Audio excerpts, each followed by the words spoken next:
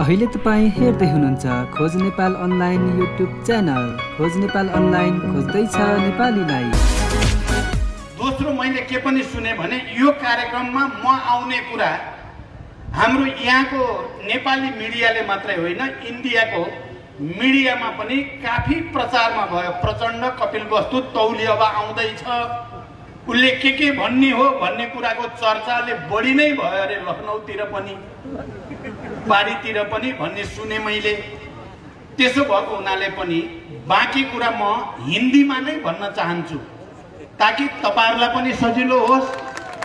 यदि भारतबाट कोही पत्रकारहरू आउनु भएको छ भने मेरो कुरा बुझ्न तपाईहरुलाई पनि सजिलो होस्। त्यस अर्थमा म थोरै हिन्दीमा अहिलेको देशको राजनीतिक परिस्थितिको बारेमा केही कुरा राख्न चाहन्छु। सबसे पहले तो मैं ये कहना चाहूंगा कि नेपाल में बहुत लंबे संघर्ष के बाद नेपाली जनता के विभिन्न समुदाय, मधेश से लेकर पहाड़ तक, मधेसियों, मुस्लिम, आदिवासी जनजाति, दलित, महिला, सभी उत्पीड़ित वर्ग समुदाय के लंबे संघर्ष और बलिदान के बाद नेपाल में संघीय लोकतांत्रिक गणतंत्र की घोषणा हुई। और संघीय लोकतांत्रिक गणतंत्र की घोषणा संविधान सभा के निर्वाचन जो 7 दशक पहले, 70 साल पहले से ये मुद्दा नेपाल में उठ खड़ा हुआ था, लेकिन कभी भी संविधान सभा के निर्वाचन संगठित करने की परिस्थिति परिपक्व नहीं हुई थी। पहले के जितने भी पार्टी और नेता थे उन लोगों ने ये संविधान सभा के निर्वाचन की बात को टालते गए और मैंने अपने नेतृत्व में जब माओवादी पार्टी का पुनर्गठित किया, जब जनयुद्ध की ऐतिहासिक पहलकदमी हुई और उस जनयुद्ध में सभी वर्ग समुदाय के नेपाली जनों ने खुल के समर्थन किया और इतनी बड़ी तादाद में बलिदान हुई, इतने हजारों के तादाद में शहीद हुए, तभी जाकर के नेपाल में संविधान सभा की निर्वाचन संभव हुई। और वही संविधान सभा के निर्वाचन के पहले बैठक में ही संघीय लोकतांत्रिक गणतंत्र की घोषणा हुई। और ये संघीय लोकतांत्रिक गणतंत्र की घोषणा अपने आप में एक युगांतकारी ऐतिहासिक महत्व का और दूरगामी महत्व का राजनीतिक परिघटना है। पूरी दुनिया में नेपाल के और नेपाली जनता के इज्जत और प्रतिष्ठा, उनकी गरिमा और आत्मसम्मान को इतना बढ़ा दिया, दुनिया के सभी लोग चकित रह गए कि नेपाल में लोगों ने, यहाँ के मधेसियों ने, आदिवासी जनजातियों ने, दलितों ने, मुस्लिम ने, महिलाओं ने बहुत बड़ा और लंबा संघर्ष के बाद ऐसे एक युगांतकारी और दूरगामी परिवर्तन ला दिया। और वो भी एक माओवादी पार्टी के लीडरशिप में, और वो भी माओवादी पार्टी के प्रमुख लीडर के रूप में मैंने वो भूमिका अदा करने की मुझे अवसर प्राप्त हुआ। इस दृष्टि से मैं अपने आप को भी बहुत गौरवशाली और भाग्यशाली समझता हूँ। और उस संविधान में जो चीज है, अभी इसरारुद्दीन ने बहुत सही तरीके से कहा, वो संविधान में नेपाल के मजदूर और किसान के लिए, नेपाल के सभी उत्पीड़ित जन समुदाय के लिए मौलिक अधिकार के रूप में शिक्षा, स्वास्थ्य, रोजगारी, सभी चीज को उल्लेख किया गया है पहली बार। इससे पहले जितने भी संविधान नेपाल में बने थे, सभी संविधान राजा महाराजाओं के द्वारा दिया जाता था। नेपाली जनता को राजा की सार्वभौम अधिकार और राजकीय अधिकार को प्रयोग करते हुए और राजा की तरफ से दिया जाता था। और वो संविधान की मालिक नेपाली जनता कभी नहीं हुए थे, उसका मालिक होता था राजा महाराजा। पहली बार संविधान सभा से जब संविधान बनी, तभी जाकर के संविधान के शुरू में हमने ये लिखना सफलता प्राप्त किया कि हम सभी नेपाली जनता, हम सार्वभौम नेपाली जनता अपनी प्रतिनिधियों की तरफ से ये संविधान घोषणा करते हैं। ऐसे भाषा में पहली बार जनता की संविधान की घोषणा हुई। भले हम ये मानते हैं मैं तो ये मानता हूं ये संविधान पूर्ण नहीं है। इसमें मधेसियों के अधिकार को जिस तरीके से उल्लेख करना चाहिए था उतना इसमें नहीं है। इसमें दलित, महिलाओं, मजदूर, किसान के अधिकार को भी जिस लेवल तक, जिस ऊंचाई तक ले जाना चाहिए था उस ऊंचाई तक नहीं है। फिर भी इसमें कुछ बहुत महत्वपूर्ण उपलब्धियां तो है। इसलिए मैंने अपनी तरफ से कुछ रिजर्वेशन रखते हुए, अपनी तरफ से नोट ऑफ डिसेंट कहते हैं, असहमति भी रखते हुए आने वाले दिन में जनता के साथ मिल करके मधेसियों, मुस्लिम, आदिवासी जनजाति, दलित, महिलाओं के अधिकार को परिमार्जित और विकसित करते हुए आगे जाने की शर्त में हमने वो संविधान घोषणा किया था। आदरणीय जन समुदाय सब, लेकिन इस देश की सामंत और जमींदारों के लिए, इस देश के पुराने शासक वर्ग के लिए ये कोई खुशी की बात नहीं थी। नेपाल संघीय लोकतांत्रिक गणतंत्र हो जाना और निर्वाचन में समावेशिता और समानुपातिकता की प्रतिनिधित्व प्रणाली घोषित किया जाना और मौलिक अधिकार के रूप में शिक्षा, स्वास्थ्य, रोजगारी को उल्लेख किया जाना, ये उन लोगों के लिए खुशी की बात नहीं थी। वो लोग कहीं न कहीं ये कोशिश करते रहे कि कहीं जाकर के ये संविधान को उलट दिया जाएगा और फिर पुरानी सिस्टम को लाने की वातावरण बना दिया जाएगा। ये षड्यंत्र में वो लगे रहे और दुर्भाग्य से हमारी पार्टी के अंदर प्रतिक्रियावादी और सामंती तत्वों के एजेंट के रूप में केपी ओली, जिसको हमने ही प्रधानमंत्री प्रस्ताव किया था, इस मकसद से, इस उद्देश्य से कि अब नेपाल में राजनीतिक स्थायित्व रहेगी, नेपाल में सामाजिक न्याय होगा, नेपाल में आर्थिक विकास और समृद्धि की नया युग का सूत्रपात होगा, नेपाल के मजदूर किसान को राहत दिया जाएगा और कृषि में आधुनिकीकरण होगी, उत्पादन में वृद्धि होगी, किसान के जितने भी समस्याएं हैं, चाहे सिंचाई की समस्या हो या मलखाद की समस्या हो या बाजार की समस्या हो या व्यवसायीकरण की समस्या हो, उसको हल किया जाएगा और सभी के आत्मसम्मान को बढ़ा दिया जाएगा। इस मकसद से मैंने ही पार्टी एकता की प्रस्ताव किया था और केपी ओली को प्रधानमंत्री प्रस्तावित किया था। लेकिन दुर्भाग्य से जिस तरीके से रूस के कम्युनिस्ट पार्टी के अंदर उसी के महासचिव ने पार्टी को विघटन करने की षड्यंत्र किया था। आप लोग जानते हैं, बोरिस येल्सिन नाम का आदमी या गोर्बाचोव नाम का आदमी पार्टी का नेता तो था, लेकिन बाद में वो साम्राज्यवादियों का एजेंट में तब्दील हो गया।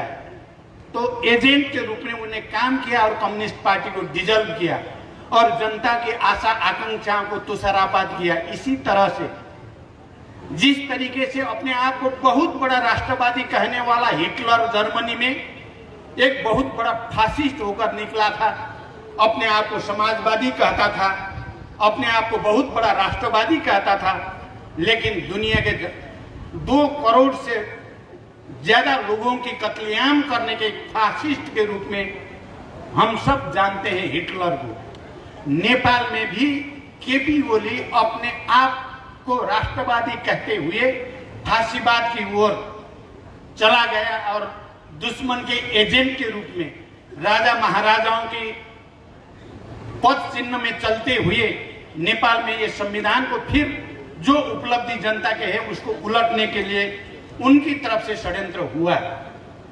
जब उसने प्रतिनिधि सभा का विघटन किया, आप सबको मालूम है, लास्ट पौष 5 गते के दिन में जब उन्होंने प्रतिनिधि सभा का विघटन किया तो उसी दिन हमने संकल्प किया कि यह प्रतिनिधि सभा का विघटन प्रतिगमन और प्रतिक्रांतिकारी षड्यंत्र है, इसको सफल नहीं होने दिया जाएगा। आप लोग को पता है, मैंने तो कहा ये लाइफ एंड डेथ, ये जीवन और मरण का संघर्ष है, ये नेपाली जनता के अधिकार को अपहरण करने की केपी ओली की जो षड्यंत्र है उसको परास्त किया जाएगा।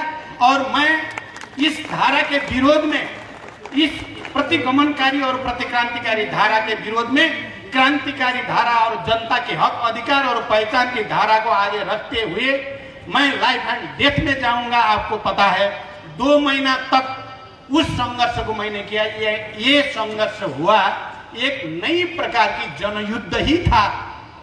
जिस तरीके से 10 साल के जनयुद्ध में नेपाल के मधेसी आदिवासी जनजाति से लेकर सभी उत्पीड़ित वर्ग समुदाय को अपील किया गया था और सबके समर्थन में संघीय लोकतांत्रिक गणतंत्र में हम आ गए थे और इसको खत्म करने के लिए जो षड्यंत्र हुआ है उसको परास्त करने के लिए फिर हमने जनता को अपील किया और जनता ने साथ भी दिया।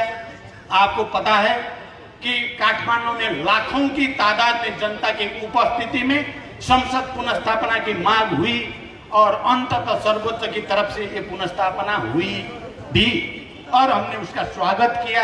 और पहले बैटल तो हमने जीता, लेकिन अभी वार जितना बाकी है, अभी चुनौतियां खत्म नहीं हुई है, अभी जटिलता अभी भी है। इसलिए मैंने लास्ट टाइम यहाँ रूपंदेही में आकर के मैंने कहा कि एक बार फिर जनता के बीच में, सभी गरीब मजदूर किसान के बीच में, सभी उत्पीड़ित वर्ग समुदाय के बीच में हम जाएंगे, उनसे अपील करेंगे और ये प्रतिगामी षड्यंत्र जनता के खिलाफ में और यहाँ की आत्मसम्मान और सामाजिक न्याय के खिलाफ में जो षड्यंत्र हो रही है उसके खिलाफ में हम लड़ेंगे। उसी मिशन के तहत, उसी लाइन के तहत आज मैं कपिलवस्तु में आप लोगों के सामने खड़ा हूं और मुझे विश्वास है जिस तरीके से प्रतिनिधि सभा विघटन करने के षड्यंत्र को हमने परास्त किया, उसी तरीके से फिर एक बार नेपाल की जनता की अधिकार और पहचान को खत्म करने की जो षड्यंत्र है उसको भी हम परास्त करेंगे। यहाँ अभी अभी मेरे सामने एक प्रश्न आया है कि माओवादी केंद्र का रोल नई सरकार गठन में क्या रहेगा। मुझे लगता है कि शुरू से ही जब हम प्रतिगमन हुआ नेपाल में, संविधान की जनपक्षीय धारा को, संविधान में जनता के मौलिक अधिकार को कुचलने की जो षड्यंत्र हुआ उसके खिलाफ पूरी ताकत के साथ हम लड़े हैं। तो अब बनने सरकार में भी हमारा रोल, निर्णायक रोल रहेगा और हम ही सरकार गठन में नेतृत्वदायी भूमिका खेलेंगे, इसमें कोई दो राय नहीं है। कभी कभी प्रधानमंत्री होना और न होना सबसे बड़ी बात नहीं होती है। आपको पता है भारत में महात्मा गांधी कभी प्रधानमंत्री या राष्ट्रपति नहीं हुए, लेकिन महात्मा गांधी दुनिया के सबसे बड़े लीडर के रूप में स्थापित है। चाइना में हमारे दूसरे छिमेकी डेंग सियाओपिंग कभी प्रधानमंत्री भी नहीं हुए, राष्ट्रपति भी नहीं हुए, लेकिन वो वहां के प्रधानमंत्री से ऊपर है, राष्ट्रपति से भी ऊपर है। हम संघीय लोकतांत्रिक गणतंत्र स्थापना करने के लिए और संविधान की कुचलने की षड्यंत्र को परास्त करने के लिए नेपाल के नेतृत्व हम कर रहे हैं, तो हम प्रधानमंत्री से ऊपर ही रहेंगे, नीचे नहीं। ये बात मैं आपको साफ कहना चाहूंगा। और समय के दबाव तो मेरे साथ है ही, फिर भी मैं 2-4 बात आप लोगों से कहकर मैं विदा होना चाहता हूं। सबसे पहले तो मधेश के एजेंडा के बारे में मुझे लगता है कि आप लोग भली भांति जानते हैं, नेपाल में मधेसी जनताओं की पहचान, उनके अधिकार, उनका आत्मनिर्णय, उनकी समानता के अधिकार को स्थापना करने के लिए मेरे नेतृत्व में माओवादी पार्टी ने बहुत बड़ा कुर्बानी किया है। मैं आज आप लोगों को ये स्मरण कराना चाहता हूं, केवल मधेश में ही माओवादी जनयुद्ध में मेरे नेतृत्व की विद्रोह में 1300 से ऊपर मधेसी जनताओं की बेटा और बेटी ने कुर्बानी किया है कोई दूसरा मधेसी आंदोलन जिसमें इतनी कुर्बानी हुई हो और इतनी मधेसी जनता के पहचान और अधिकार के लिए काम किया गया है? कहीं भी नहीं है। और मधेसी की जनता की समानता के अधिकार को, आत्मसम्मान को, सामाजिक न्याय को, उनके आर्थिक विकास और समृद्धि का सबसे बड़ा विरोधी नेपाल में कौन है? अगर आप इतिहास को ईमानदारी से टटोलने की आप कोशिश करते हैं तो वो केपी ओली ही है। मधेश के नाम सुनना नहीं चाहता है और मधेसी जनता को कोई अधिकार देना नहीं चाहता है।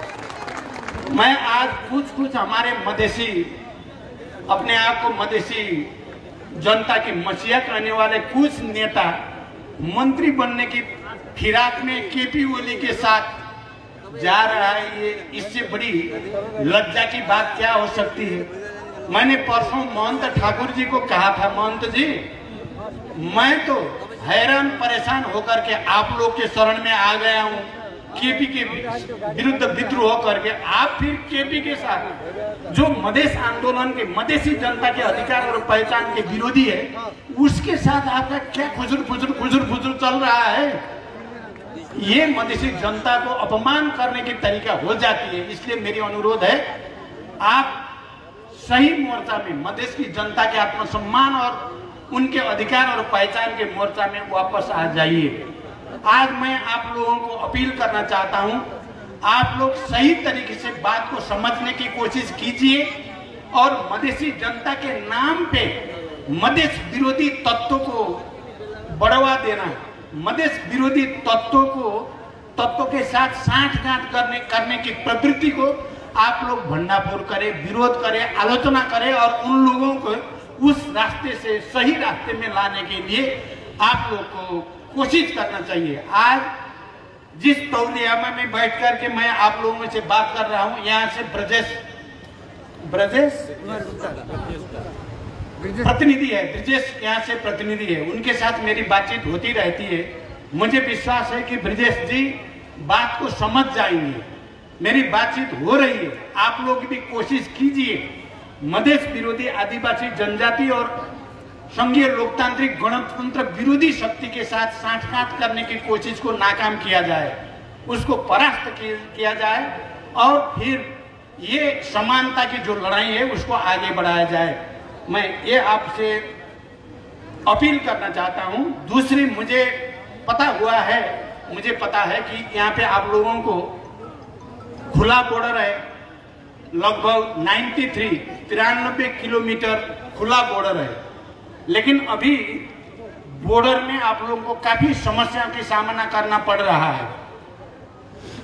आपकी शादी ब्याह की समस्या होती है, अपना रिलेटिव्स को मिलने की समस्या होती है और बहुत सारे व्यवहारिक समस्या है, लेकिन बॉर्डर में आप लोगों को दिक्कतों का सामना करना पड़ रहा है, ये मुझे पता है। मैं आप लोगों को विश्वास दिलाना चाहता हूं कि मैं सहजीकरण करने की कोशिश करूंगा और बॉर्डर की समस्या समाधान करने में आपकी मदद करूंगा, ये विश्वास मैं आपको दिलाना चाहता हूं।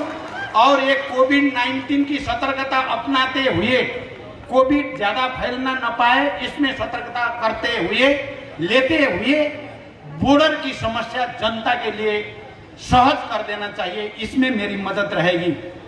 जमीन की चकलाबंदी की समस्या हो, खाद लगाए, मल खाद लगाए किसानों की समस्या हो और आप लोगों की सिंचाई की समस्या हो, मुझे पता है यहाँ महिला हिंसा ज्यादा होती है, रोग व्याधि भी ज्यादा होती है, रोग व्याधि की समस्या भी यहाँ। अभी मैं यहाँ के हॉस्पिटल में जाकर के डॉक्टर के साथ थोड़ा बातचीत भी हुई, यहाँ की प्रमुख जिला अधिकारी और सुरक्षा प्रमुख के साथ भी मेरी थोड़ी बातचीत हुई। यहाँ की जनता की रोग की समस्या, महिलाओं के ऊपर हुआ हिंसा की समस्या, बॉर्डर की समस्या मुझे ज्ञात हुआ है। जाते जाते मैं आप लोगों से ये कमिटमेंट, प्रतिबद्धता करते हुए जाता हूँ कि आप लोगों की इस समस्या को नई सरकार बनने के साथ साथ और बनने से पहले भी मेरी तरफ से आपको सहयोग रहेगी। मैं इसमें आपको विश्वास दिलाना चाहता हूं। मुस्लिम अधिकार के लिए आप लोग अच्छी तरह से समझते हैं कि मुस्लिम को समान अधिकार होना चाहिए, इसमें सबसे ज्यादा तो माओवादी आंदोलन और मेरी तरफ से ही संविधान में भी और मुस्लिम पहचान और अधिकार के लिए लड़ाई हुआ है। और ये बकरी ईद लगायत की मुस्लिम के बड़े त्योहार में विदा होना चाहिए, ये मेरी तरफ से हुआ था, बाद में खोसा गया है, फिर इसको स्थापित किया जाएगा। यही बात करते हुए मैं आप लोगों से विदा होता हूँ। धन्यवाद। लाल सलाम।